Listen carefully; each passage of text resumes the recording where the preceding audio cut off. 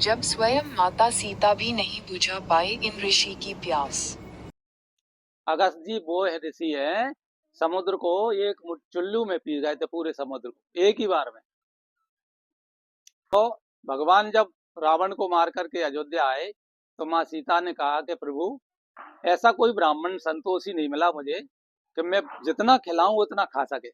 कोई एक पूड़ी खाएगा, दो पूड़ी खाएगा, कोई जरा सी खीर पी के उड़ जाएगा, मेरी इच्छा नहीं भरती। तो ऐसा कोई ब्राह्मण लेके आओ जो मैं आप खूब प्रेम से खिलाऊं। तो अगस्त जी को कह दिया कि आ जाओ, तुम्हारी बारी आ गई अब।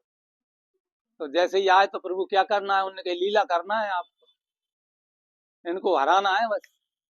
तो उन्होंने सारा किया, तो बैठ गए, उन्होंने बढ़िया भोजन बनाया और एक बड़ी परात जैसी थी थाली, उसमें 10 20 25 50 छोटी छोटी कटोरी तरह तरह का सामान ला करके रख दिया।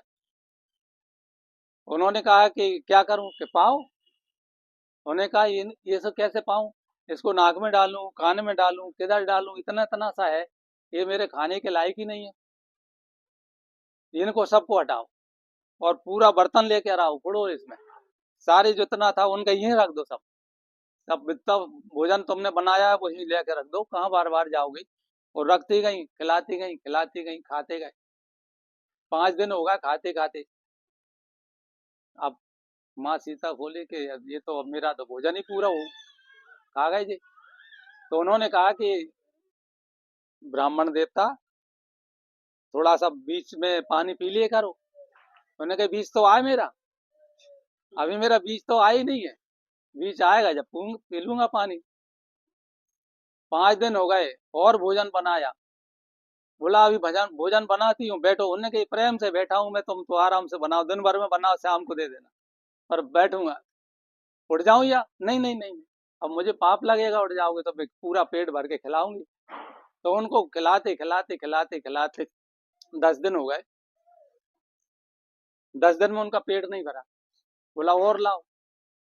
गणेश जी को बुलाया, रिद्धि सिद्धि को बुलाया, अन्नपूर्णा को बुलाया, सबको बुलाया, बनाओ। सब बना रहे हैं भोजन।